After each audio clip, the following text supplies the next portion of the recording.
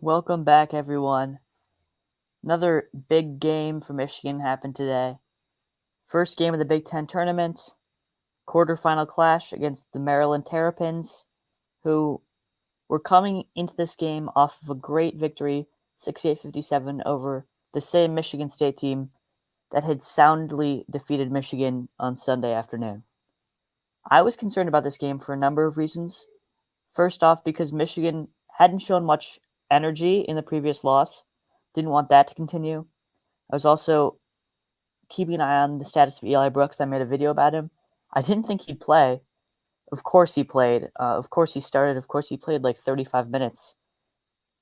Simply, he was instrumental to Michigan winning this game, as I said he would be in yesterday's video. But let's dive into what happened here. So, early on, Michigan wasn't playing well, let's be honest. Maryland, as you can see on this scoring chart, had a 5 to 10 point lead, even getting it up to 36 to 24 late in the first half. They kind of kept this lead for the entire first half, right until Michigan made a hard charge at the end of the first half to take a 2 point lead into the break. This charge, I think I would give credit to Mike Smith, Brandon Johns of all people, and Shawnee Brown for getting Michigan over the hump and back into the game going into the second half. And in the second half, Michigan held on through a couple of Maryland runs. You can see 3 different Maryland runs tightened the game up, but Michigan always found a way to hit a clutch shot. I'd actually give credit here to Eli Brooks, who I think hit 3 monumental shots, 2 threes when Michigan was only up by 4 and the lead was slipping, and another awesome give and go backdoor cut with the shot clock winding down to give Michigan an 8-point lead late in the game. At the end of the day, Michigan won by 13. It was a tougher game than the final score indicated, but it was still nonetheless a very impressive victory by Michigan basketball. Let's jump into these box scores because there's a lot of stuff to talk about, and also some stuff you won't see in the box score. I'll start by saying Juwan Howard was ejected, if for those who didn't watch. In midway through the second half, Michigan held a 57 to 47 lead, and there was a media timeout with around 14 minutes left, I think.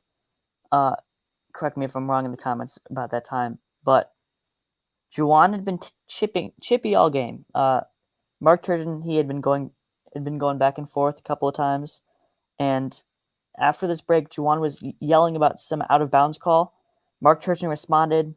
Daryl Morcell got involved, and Juwan lost his mind. Basically, he had to be restrained by like 3 assistants. I don't know what he would have done if he hadn't been restrained, but he looked furious. I'm glad they got him under control, but he was ejected. It wasn't a pretty scene. I was a little angry at him at the time because I thought this could be a moment where Michigan loses its grip on the game. It looked that way for a second. Maryland went on a quick 5-0 run to cut the lead to 5. But then, as I mentioned before, Eli Brooks hit a clutch 3. Michigan extended the lead again and would go on to win by 13. Here's Maryland's box scores.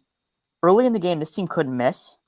Dante Scott had all 7 points of his in the first 5 minutes of the game. Great job by Michigan to prevent him from scoring after that. He played 30 minutes and was in Whoa. Sorry about that. But yeah, Dante Scott was a non-factor for the majority of the game after the first 5 minutes. Eric Ayala, he's Maryland's best player probably. He had 19 points. He got his, but he also took a lot of shots to get there. And in the second half, he was pretty much off his game. Aaron Wiggins had a couple great plays, had a monster dunk over Franz Wagner, and he played almost the entire game, as you can see, 39 out of the 40 minutes. But he was inefficient, 1 for 8, and at the end of the day, he didn't get the job done either. Daryl Morcell, best player on Maryland, I thought today, even though he didn't score the most. He had 16 points, so efficient. He was 7 of 9, and his defense was clutch.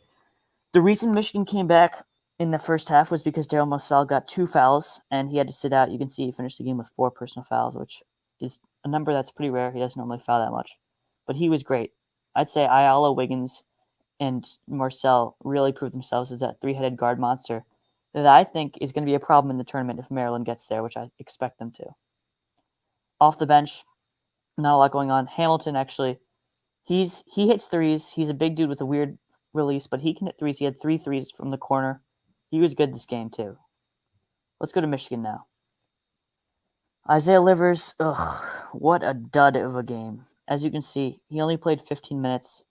He only had one foul, so the reason he wasn't playing wasn't because of foul trouble. It was simply because he wasn't playing well. And I haven't said that a lot this season, but Isaiah Livers was best on the bench today. He wasn't hitting threes. He wasn't hitting anything. He only took 5 shots. He was pretty much useless on the court. He was stationary, and on defense, he wasn't too great either. Finished with 2 assists and 4 rebounds to round out a pretty dismal game for him. Hopefully, he'll get better next game. I would be shocked if he had a similar game in Michigan's upcoming semifinal. I expect him to bounce back. Hunter Dickinson, mediocre game, I'd say, for him at least. He only finished with 6 points, 3 of 5 shooting. He wasn't that much of a factor offensively. I think defensively he was still very important and played valuable minutes. Didn't play a ton of the game, but he still played 23 good minutes. Franz Wagner, really clutch player. He's been great all year.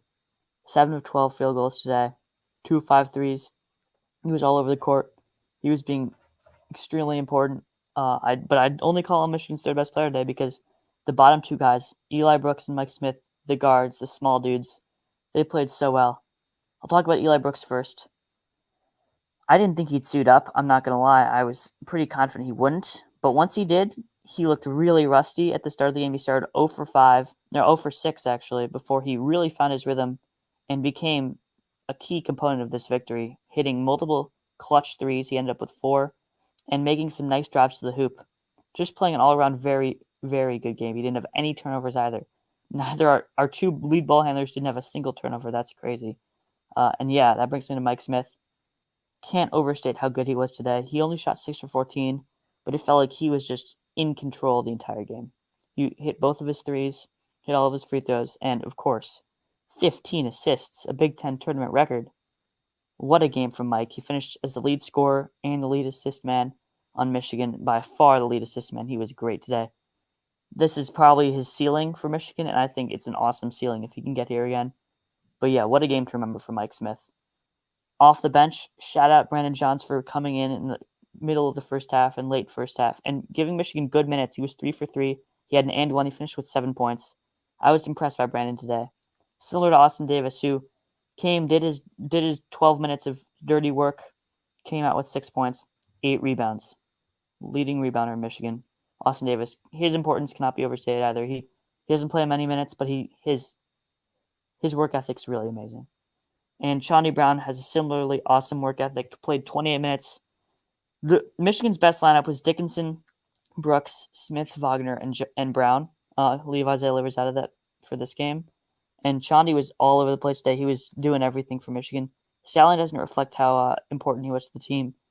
His 10 points and his efficient shooting really sailed the team, especially in the first half when offense wasn't coming easy. He was really important today, Chaundee Brown was.